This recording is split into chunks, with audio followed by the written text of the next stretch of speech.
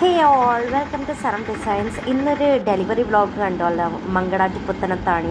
So ആദ്യം നമ്മൾ മങ്കട പെരിന്തൽമണ്ണാണ് പോകുന്നത്. ഫസ്റ്റ് ഓട്ടോയിൽ പോയി, പിന്നെ നമ്മൾ ബസ്സിൽ പോയി. അപ്പോൾ ഓപ്പോസിറ്റ് ഒരു ബസ് വരുന്നു, വാവ്.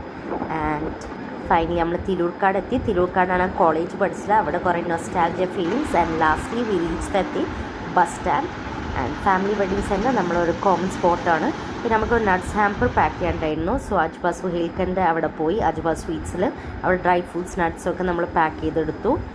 ആൻഡ് നമ്മൾ pista, dry strawberry, dry blackberry and കിവീസാണ് ചെയ്തത്.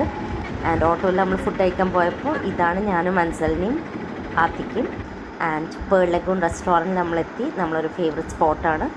അവിടെ നമ്മൾ നല്ല ടർക്കിഷ് ഫ്രൈസും പെരി പെരി അൽഫാമും, പെപ്പ അൽഫാം ആൻഡ് ക്രീം ആൻഡ് ചീസ് അൽഫാം കഴിച്ചു.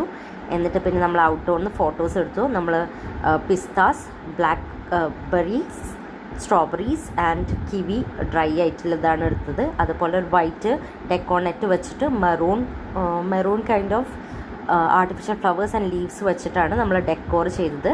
ഒരു വെഡ്ഡിങ് ആനിവേഴ്സറിക്ക് ആയിരുന്നു. വൈഫും ഹസ്ബൻഡിൻ്റെയും 25th വെഡ്ഡിങ് ആനിവേഴ്സറിക്ക് ആയിരുന്നു. ഹസ്ബൻഡ് ഗൾഫിലും വൈഫ് നാട്ടിലുമാണ്. സോ വൈഫിൻ്റെ വീട്ടിൽ പുത്തനത്താണിയായിരുന്നു. സോ നമ്മൾ പെരിന്തൽമണ്ണ ടു പുത്തനത്താണി വന്നു.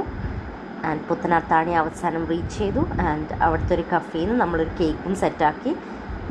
25th wedding anniversary Nasar and Suhara